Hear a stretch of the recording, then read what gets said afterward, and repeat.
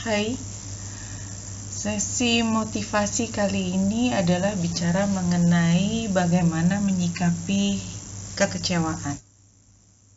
Kekecewaan itu pasti didahului dari ekspektasi kita, pengharapan kita terhadap sesuatu dan kita tidak memperoleh dan kita merasa sangat kecewa. Yang paling sering pengharapan kita itu terkait dengan orang lain. Misalnya orang lain menjanjikan sesuatu ke kita dan itu karena situasi dia tidak bisa memberikan kepada kita. Atau karena mungkin dia memang lupa atau memang mereka nggak mampu memberikan ke kita. Kita juga sering merasa kecewa kepada diri kita sendiri ketika kita berharap mampu melakukan sesuatu tetapi kita tidak mencapai apa yang kita targetkan sendiri. Kita merasa kecewa. Itu yang paling sering. Disappointed. Perasaan negatif, sedih, kadang-kadang diiringi rasa marah karena ada perasaan menyesal di situ dan pada posisi yang agresif rasanya kita ingin menyerang orang dan paling mudah adalah kita menyerang orang yang menjanjikan kepada kita, menjanjikan sesuatu yang tidak dapat diberikan kepada kita. Sasaran kemarahan kedua yang paling mudah adalah kita marah kepada orang yang kita cintai. Itu sebenarnya ruginya 2 kali lipat, tapi itulah yang paling mudah. Karena kalau kita kecewa, nomor 1, orang yang kita cintai biasanya adalah orang yang paling sering menjanjikan sesuatu ke kita dan dia tidak bisa memberikan. Jadi kemungkinan mereka untuk gagal memberikan sesuatu justru lebih besar pada mereka yang mencintai kita. Yang kedua, kita sering take it for granted. Kita sering berpikir bahwa itu tidak apa-apa kita marah ke dia, memarahi dia, karena kita yakin bahwa mereka akan kembali baik ke kita. Itu sungguh sebenarnya sangat menyakitkan. Tapi kadang-kadang kita nggak merasa sebagai sesuatu yang berbuat salah. Jadi artinya kita sering menjadi negatif, menjadi kasar, menjadi marah kepada orang yang sebenarnya adalah sumber dari support buat kita juga. Ya, jadi pada kesempatan ini saya ingin menyampaikan bahwa kita perlu kendalikan emosi kalau memang ternyata sumber kekecewaan kita itu benar berasal dari orang yang bersangkutan atau sebenarnya sumber kekecewaan kita adalah diri kita sendiri. Karena kita setting harapan, keinginan terlalu tinggi yang tidak mungkin orang lain tersebut memberikan kepada kita karena berbagai situasi yang kita tutup mata bahwasanya memang sebenarnya kita di dalam hati kecil kita sudah tahu bahwa mereka tidak akan mampu memberikan apa yang kita paksakan mereka berikan ke kita. Misalnya, cobalah untuk mengerti saya. Tidak semua orang punya kemampuan untuk mengerti diri orang lain, ya. Dengan baik, itu satu. Yang kedua, kalaupun dia punya kemampuan untuk mengerti, tetap aja kan, apakah diri kita cukup terbuka untuk membuat orang lain mengerti kita? Belum tentu. Jadi, yang kita perlu sadari adalah ketika kita merasa kecewa, merasa sedih, dan sangat terdorong untuk marah dan melakukan sesuatu untuk menyakiti orang, pikirkan kembali apakah sebenarnya kita sedang merusak hubungan kita karena kita pikir kita punya hak untuk memarahi orang tersebut. Sebenarnya yang membuat kita kecewa itu apakah orang tersebut tidak memberikan yang kita inginkan atau kita yang memasang target terlalu tinggi meminta mereka melakukan sesuatu untuk diri kita. Oke, itu secara umum apa itu yang disebut dengan kekecewaan. Dan kalau kita paham itu, harapannya mungkin kita bisa mengurangi sedikit kekecewaan. Jadi artinya sebenarnya kekecewaan itu adalah unsur yang paling penting buat kita untuk terdorong melakukan sesuatu. Kalau kita nggak merasa kecewa, biasanya tidak ada pergerakan. Dan yang namanya manusia itu kan selalu perlu pergerakan. Dan biasanya pergerakan atau apa yang kita mengambil tindakan yang berarti buat kita, itu lebih mudah terdorong oleh perasaan yang negatif termasuk kecewa tadi dibandingkan dengan daya tarik hal yang positif. Jadi nanti kalau kamu ini bisa dapat loh.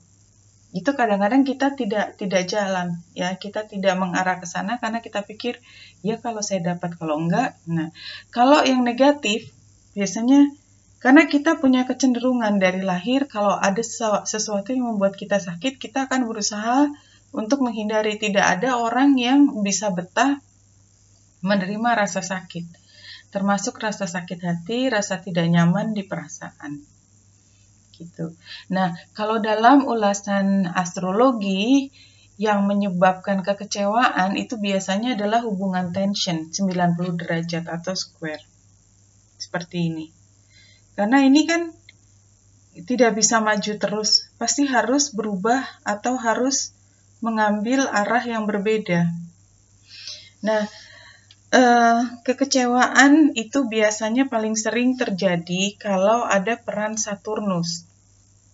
Kenapa? Karena biasanya sesuatu yang kita inginkan itu harus diuji dulu oleh Saturnus. Dan begitu ada komunikasi yang square tadi dengan Saturnus, biasanya ada penundaan, ada kesukaran, ada hambatan yang kita temui untuk mendapatkan apa yang kita inginkan. Dan nanti pada bulan April ya akan ada square antara Saturnus dengan Matahari mulai dari saat bulan baru tanggal 5, bahkan tanggal 4 sebenarnya udah bisa terhitung. Tanggal 4 April 2019 sampai sekitar tanggal 19-20 April 2019 itu kalau range-nya kita hitung agak besar. Tapi pada bulan baru di saat yang bersamaan itu ada sesuatu yang membuat kita tension dan focal point-nya. Jadi kalau kita lihat adalah square-square, kemudian ada yang oposisi. Yang oposisi itu adalah Pallas Athena. Jadi oposisi kita adalah berpikir secara strategis apa yang kita inginkan, tapi focal point-nya adalah Saturnus. Dan kalau Saturnus berarti sesuatu yang berat, sesuatu yang membuat kecewa, sesuatu yang menghambat, membuat kita frustrasi, tapi sebenarnya tujuan terakhir adalah supaya kita melihat sisi lain, melihat pilihan lain dari apa yang sudah pernah kita ketahui, memaksa kita untuk kita kejedot dulu baru kita cari jalan keluar. Kalau kita nggak kejedot, kita lari terus. Intinya begitu. Nah, jadi ini video motivasi ini kita berpikir bahwa kalaupun ada hal yang sangat membuat kita kecewa, dan kita kalau kecewa itu kan rasanya mau nangis, rasanya pengen marah, rasanya pengen menyerang orang yang membuat kita kecewa. Kalau itu adalah diri kita sendiri, kita rasanya pengen nangis dan memusuhi diri kita sendiri. Itu jauh lebih sakit karena kita kecewa terhadap kemampuan kita sendiri. Dan tidak ada yang enak satupun. Yang kita bisa ambil adalah pelajarannya kita paham bahwa barangkali apa yang tidak bisa kita peroleh saat itu ditunda atau memang bukan untuk kita. Kalau bukan untuk kita, barangkali bukan yang terbaik untuk kita. Seringkali kalau kita tidak mendapatkan yang kita inginkan, kita pikir adalah kita sedang dihukum. Padahal belum tentu. Kita sedang diarahkan ke jalan yang berbeda. Kalau kita melihat kalau kita biasa belajar tentang astrologi, kita tahu bahwa semua itu kekecewaan, rasa senang, kesempatan, itu kan sebenarnya akan datang terus tergantung dari waktunya. Dan oleh sebab itu, kita kalau yakin bahwa itu memang diberikan ke kita pada satu waktu, satu periode, yaitu yang harus kita lewatin, yang kita ambil adalah hikmahnya. Barangkali memang kita diingatkan untuk melihat ada pilihan lain yang lebih bagus. Dan sebenarnya kalau kita percaya bahwa permintaan kita itu selalu dikabulkan. Kalau nggak dikabulkan, barangkali ada ide yang lebih bagus dari yang kita pikir adalah terbaik untuk kita. Gitu. Nah, kalau kita lihat dari, saya ambil beberapa kartu orakel untuk kira-kira apa yang kita bisa lakukan, apa yang bisa memberi motivasi kita lebih tinggi jika kita sedang merasa kecewa. Kita pakai Archangel, reading, one card.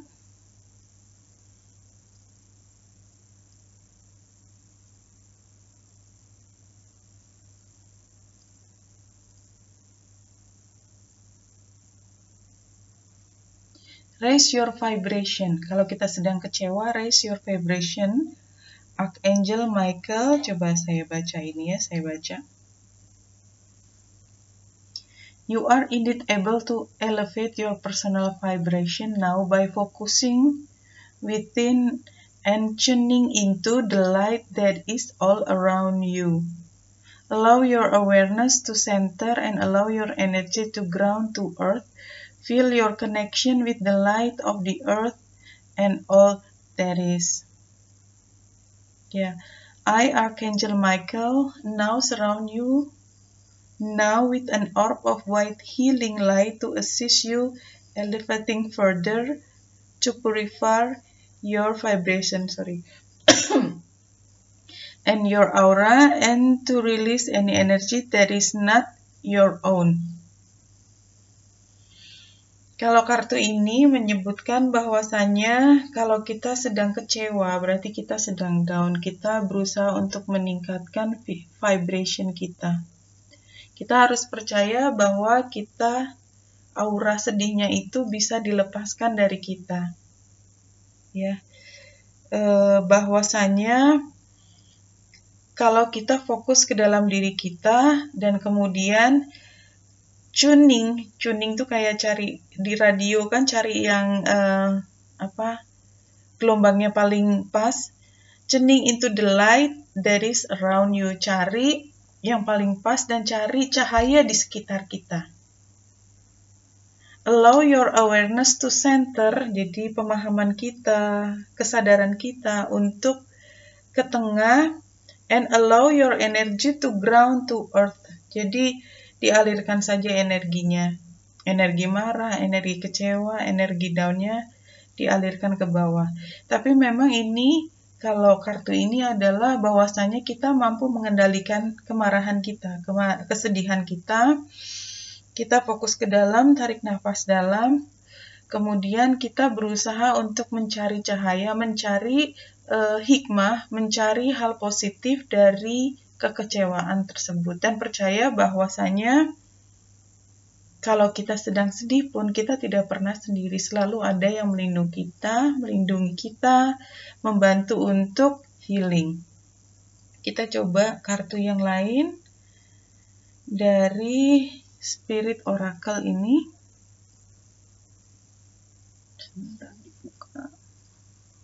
Dan reading one card.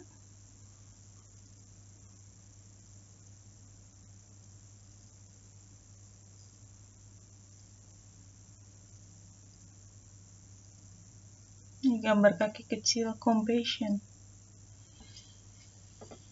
Compassion, be compassionate. Yeah, nothing can ever do or say, or even think can be done in a vacuum. Jadi tidak ada yang bisa dilakukan, tidak bisa dipikirkan kalau semuanya tidak ada pergerakan. Kalau status quo, kalau semuanya statis, ya nggak ada apa-apa. Everything you do, say, or think affects the entire planet quite literally and even goes beyond the boundaries of your planet. Every being in all of creation is affected by your very thought, word, and deed. Indeed, kelakuan. Every kind thought you have will touch someone and uplift them. Every angry word you utter will touch someone. Every good deed you do will touch someone. All you do affects that it is. Ya, ini juga sama, compassion tuh artinya kalau kita sedang marah, ya, kalau kita sedang marah, di gambarnya seperti ini, gambar kaki bayi. Ya, kita cenderung mengatakan sesuatu ke orang lain. Yang diingatkan dari kartu ini adalah compassion. Energi kita, apa yang kita ucapkan, apa yang kita rasakan, apalagi kita lakukan, itu mempengaruhi orang lain. So be kind. Satu lagi dari ini, 4, guidance empowerment. Reading one card.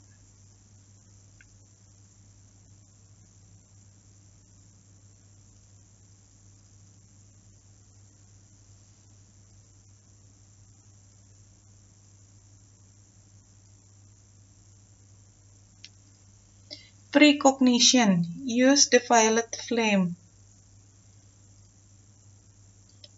You may have drawn this card today as a confirmation that you have the gift of precognition and further guidance is needed on how to embrace this gift. Precognition is having the ability to see and predict future events before they happen. This sometimes can be met with doom and dread when seeing something you don't want to see happening in the future. Having the gift of precognition can come to you during the alpha meditative state or by simply being in a relaxed state while focusing on third eye for inner sight. Oke. Kartu ini sebenarnya menunjukkan kalau kita memfokuskan pikiran kita, ya kita tenang, kita rileks, kemudian kita melihat sesuatu dengan third eyes. Third eyes itu di sini. Jadi melihat sesuatu lebih jauh daripada mata fisik bisa melihat. Ya. Berarti pakai intuisi kita. Dari pengalaman kita, kemudian ditarik ke tengah, kemudian kita menggunakan hal yang kita ketahui dari masa lalu untuk melihat ke depan. Itu adalah yang paling umum diketahui orang. Sehingga kita bisa memprediksi ke depan. Kartu ini mengingatkan bahwa kalau kita sedang bersedih, kita sedang kecewa, sebenarnya kalau kita tenang, kita berpikir, dengan kejadian seperti ini, kira-kira di depan seperti apa? Kalau ada sesuatu yang kita sangka buruk, dan kita pikir buruk saat ini, dan dirasakan buruk, apakah ke depan akan begini juga? Dulu ketika saya merasa sakit, ada yang sakit di tubuh ini, saya biasanya, kan selain sudah minum obat dan itu masih terasa sakit, biasanya berpikir, saya tidak mungkin sakit seperti ini sampai 2 hari ke depan. Mungkin tidak dalam 1 hari ke depan. Barangkali juga tidak dalam 1 jam ke depan. Itu sangat membantu saya untuk menjadi kuat melewati masa yang sakit, yang tersakit. Dan begitu lewat masa itu, kemudian saya sangat berterima kasih. Terima kasih saya sudah terlepas dari rasa sakit yang rasanya membuat saya rasanya pengen mati kemarin. Seperti itu. Ya, itulah kira-kira bacaan untuk motivasi. Mudah-mudahan membantu buat teman-teman kalau sedang kecewa atau mudah-mudahan tidak terjadi, tetapi jika kecewa, lihat sisi positif dan tadi beberapa hal yang menjadi kunci supaya kita menjadi tegar dan belajar untuk diri kita lebih maju ke depan, lebih matang dari jiwa kita ke depan, sehingga kita tidak tertarik, tidak terperosok ke situasi di mana kita menjadi lebam-lebam, merasa biru dan tidak ada yang bisa menolong kita. Demikian Wenita Indrasari di sini, semoga membantu. Salam hati dan cahaya.